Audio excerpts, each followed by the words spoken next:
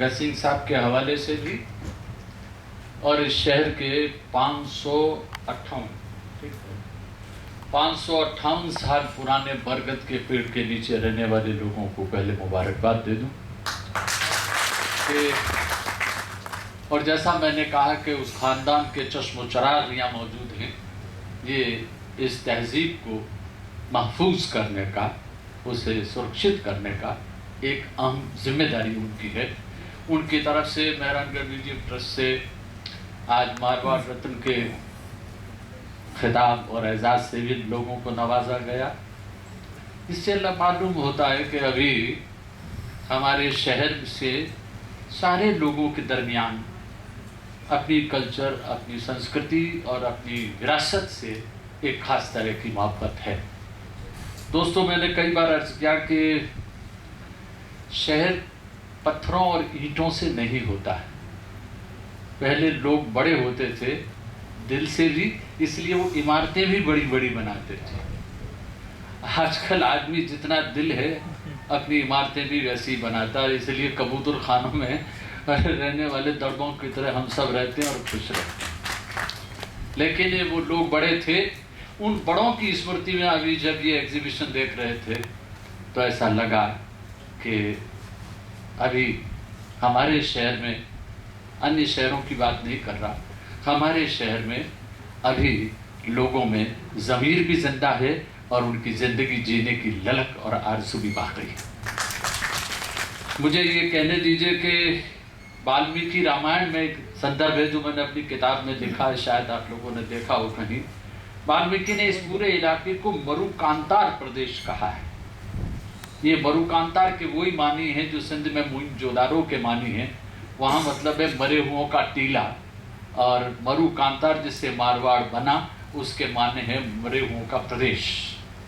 वो इसलिए कि उसका सिलसिला वाल्मीकि ले जाकर राजा राम से मिलाते हैं कि राजा राम जब तीर चलाना चाह रहे थे समुद्र को सुखाने के लिए, तो समुद्र ने कहा कि मेरी हो जाए, आप वहाँ तीर चला दें, जिसे द्रुमकुल्य कहा जाता है। एक राम जी फोटो का चलाते हैं और एक राम जी ने पर्यावरण को संभाला। द्रुमकुल्य के मतलब माने ये होते हैं कि जहाँ बहुत सारे पेड़, डेंस फॉरेस्ट, तो यहाँ डेंस फॉरेस्ट रहा द्रुमकुल्य। उस द्रुमकुल्य को मरुकांतार, लेकिन 558 वर्षों में हमने ये साबित कर दिया कि हम मरे हुओं के मुल्क के बाशिंदे नहीं, हम जिंदा हैं। और अगर मैं ये कहूँ कि आज का ज़माना और हमारा समय पुरानी मान्यताओं को नकार देने का ज़माना, जिसकी एक मिसाल मैंने कहा कि मारवाड़ रत्न से लेके ये सारे सम्मान जो आज मिले सुबह किले में, वो इस बात का सबूत है कि हम मरे हुए नहीं, जिंदा लोगों का मुल्क और बाशिंदे हैं। तो मैंने कहा कि हम पुरानी मान्यताओं को नकारते हैं। मान्यता ये है कि पैगंबरों की अपने मुल्क में और अपनी बस्ती में इज्जत नहीं होती। ये 8 लोग जो यहाँ तशरीफ़ रखते हैं, इन्हें इस बात की मुबारकबाद देना चाहता हूँ कि आप अपने अपने क्षेत्र के पैगंबर भी हैं, और देख लीजिए आपके गांव में आपकी इज्जत भी हो गई। इसलिए ये न कहिए कि हमारे मुल्क में और हमारे शहर में ख़ास तौर से जिसे मारवाड़ कह कर के नकार दिया गया वाल्मीकि जैसे आदमी ने कि मरे हुए लोग हैं। हम मरे हुए नहीं, हम वो मरे हुए लोग हैं जिनकी मरने के बाद भी लड़ने और ज़िंदगी से संघर्ष करने का हौसला बाकी रहता है। अब ज़रा 2-4 बातें शिवजी साहब के सामने कहने में ज़रा हिचकिचाहट इसलिए होती है कि एक तो फ़लसफ़े का आदमी, और वो फ़लसफ़े का आदमी जब कला में चला जाए तो बड़ा मुश्किल काम करता है। एक तो करेला होता है, फिर नींद पे चढ़ जाए तो और ज़्यादा आप जानते हैं, समझ रहे हैं आप। तो शिवजी साहब तो फ़िलासफ़ी के आदमी हैं, लेकिन एक कलाकार भी हैं। मैं 2-3 बातें जो आपसे बहुत ही मुख्तसर में अर्ज़ करूँगा कि मुझे राम जी ने कहा कि आपको जाना है और मुझे अपनी बात गज़ल में कह देना है, अफसाने और तनकीद या मजमून की शक्ल में नहीं कहना है। तो मैं कुछ इशारे आपसे कर दूँ, आपको सारी बातें मालूम है, मैं सिर्फ याद दिला देता हूँ आपको। यहाँ जितनी प्रदर्शनी हुई बाहर भी, और यहाँ जो स्लाइड्स दिखाई गई, आप जानते हैं फ़ोटो के तो मानी। अब एक अच्छा सवाल मुझे जो पूछा उसके लिए मैं ताख़ीर हुआ, उस ताख़ीर के लिए आपसे माफ़ी अब मांग लेता हूँ कि आपको मेरी वजह से इंतज़ार करना पड़ा। लोग तो आपका इंतज़ार करते हैं, और उसकी वजह यह है कि उन्होंने एक सवाल पूछ लिया था कि आप शायर हैं, आपका इस एग्जीबिशन से क्या ताल्लुक़ है।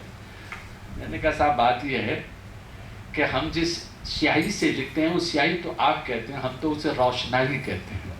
क्या बात। आप सियाही कहते हैं, सियाही के माने काला होता है, रोशनाई के माने तो रोशन कर देने वाला होता है, और फोटो के माने भी रोशन कर देने वाला, PHOTO फोटो, फोटो के माने ही लाइट, प्रकाश है। तो एक रिश्ता तो हमारा आपसे ये बनता है। दूसरा रिश्ता के ग्राफ के माने है लिखना है, और हम भी लिखते हैं, यानी फोटोग्राफर जो होता है वो प्रकाश लिखता है, रोशनी लिखता है। और शायर अगर सच्चा है, अच्छा न भी हो पर सच्चा होना शर्त है, अगर वो सच्चा है तो कमल जी वो भी रोशनी ही लिखता है। हाँ, पढ़ने वाला उससे अंधेरा बरामद कर ले तो उसकी अक्ल पर अल्लाह हाफिज, उसकी अक्ल के लिए दुआ मांगिए, क्योंकि ऐसे लोग तो बहुत सारे होते हैं, रोशनी देखने वाले कम होते हैं। और फिर हमारा तो वो ज़माना है कि हम तो ख्वाब भी चश्मा लगा कर देखते हैं, और हमारी आंखें इतनी तेज़ हो गई हैं कि अब हम सूरज भी देखना चाहें तो हमें चश्मा की ज़रूरत होती है, चश्मा लगाए तो सूरज दिखाई देता है। मैं राम जी को ख़ास तौर से इसलिए मुबारकबाद देता हूँ कि उन्होंने हर साल इस शहर से कुछ उन प्रतिभाओं का चयन किया जो अपने अपने क्षेत्र में, अपने अपने मैदान में जिनकी एक पहचान है। अगर मैं यहाँ से शुरू करूँ तो मेरे सामने डॉक्टर VD जोशी तशरीफ रखते हैं, और इनका काम ऐसा है कि जो चीज़ आते वक्त भी तकलीफ देती है और जाते वक्त भी तकलीफ देती है, यानी कि दांत। आते हैं तो बच्चे को तकलीफ देती हैं और जाते हैं तो मुझ जैसे जवान आदमी को तकलीफ देती हैं। तो क्यों हंसने की क्या बात है इसमें। ऐसे अब अर्जुन पुरस्कार से उधर देखूं तो अर्जुन पुरस्कार लिए हुए, और ये वही अर्जुन पुरस्कार है जिसके लिए द्रोण ने ये कहा था कि अगर तुम मेरे कदमों में तीर नहीं मारते तो मैं तुम्हें श्राप देते थे। लाल जी अच्छा लगता है ना, इनका नाम अगर लूंगा तो मुझे अच्छा नहीं लगेगा, इसमें एक अपनायत लगती है। अगर कोई मुझे कहता है कि निज़ाम तो अच्छा लगता है, लेकिन निज़ाम साहब और निज़ाम कहे तो लगता है थोड़ी सी बनावट इसमें आ गई है, क्योंकि राजस्थानी में जब कहेगा तो निज़ाम ही कहना अच्छा लगेगा उसे। और उसके पास में जो साहब तशरीफ रखते हैं, आगे अगर मैं सब जगह चले जाऊँ, और ये आज की उपलब्धि राम जी आपको बहुत बहुत मुबारक कि आज कमल जी के दर्शन हो गए। मुझे बहुत वर्षों से आरजू थी कि कभी कहीं कोई आदमी मिल जाए। सागर साहब उर्दू के शायर हैं, बरसों से शेर कह रहे हैं, लगभग 30-40 साल से या ज़्यादा भी हो सकता है। मुझे अच्छा लगा कि इन सब लोगों को सम्मानित करने के लिए इस शहर का एक मुअज़्ज़िज़ आदमी हमारे बीच मौजूद है। मैं एक बात आपसे आखिर में ये अर्ज़ करना चाहूँगा कि जब हम किसी का एहतराम करते हैं, जब हम किसी का सम्मान करते हैं, या हम किसी का सम्मान करना चाह रहे होते हैं, तो प्रकारांतर से हम अपना सम्मान करते हैं, अपना सम्मान करना चाह रहे होते हैं। वो लोग जिन्हें अल्लाह ने आंखें दी हैं लेकिन बीनाई से महरूम रखा है, वो कला के बारे में नहीं जानते हैं। वो चाहे ख़ानदान और चाहे घराना बनारस का हो, चाहे आगरे का हो, चाहे और कहीं का। घराना संगीत का होता है, संगीतकारों का होता है, माफ़ कीजिए, संगीतकारों का घराना होता है, संगीत का घराना नहीं होता।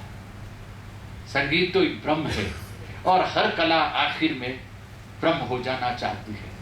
फ़र्क सिर्फ इतना है कि आपकी समात, आपका श्रवण करने की शक्ति आप में कितनी है। मुझे यहाँ आकर के बेहद खुशी हुई, और मुझे इस बात की ज़्यादा खुशी हुई कि तमाम कलाओं का एक मिश्रण, क्योंकि फ़ोटोग्राफी जैसा मैंने अर्ज़ किया आपसे कि वो एक बुनियादी तौर पर भागते हुए क्षण को पकड़ लेना है।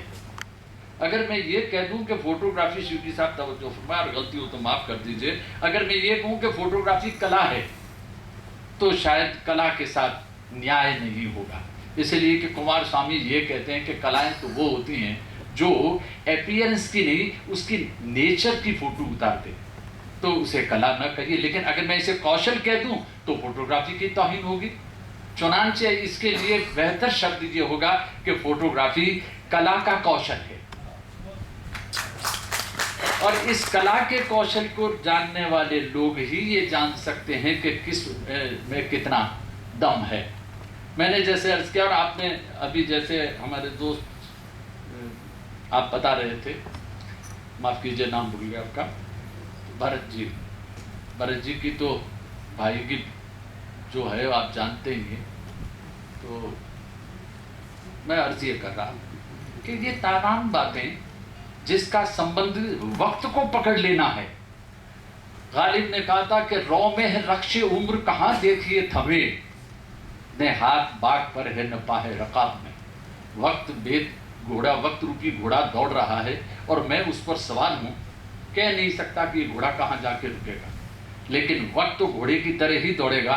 फोटोग्राफी उस कला का कौशल है जो उस भागते हुए घोड़े के बीच में से एक लम्हा चुरा ले, और न सिर्फ ये कि चुरा ले, उसे चुरा के लॉकर में बंद भी कर दे, ताकि आप जब चाहें तब आप देख सकें कि आप उस लम्हे में क्या थे।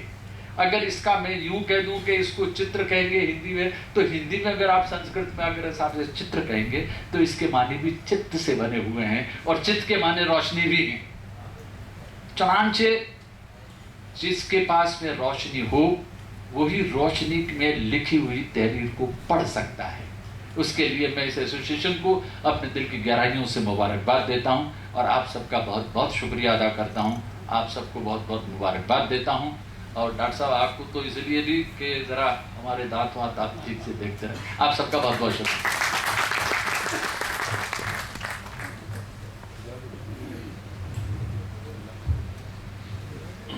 धन्यवाद निजाम साहब। आपके बोलने के बाद उस पर बोलने की गुंजाइश नहीं बचती, लेकिन एक सूत्र भी हम उसमें से पकड़कर उसको आत्मसात कर लें तो हमारे लिए वो जीवन में एक प्रतिप्रदर्शक होगा। जैसा कि आपने कहा कि आज हम जिन लोगों का सम्मान कर रहे हैं, वास्तव में उनका सम्मान नहीं कर, हम अपने आप का सम्मान कर रहे हैं।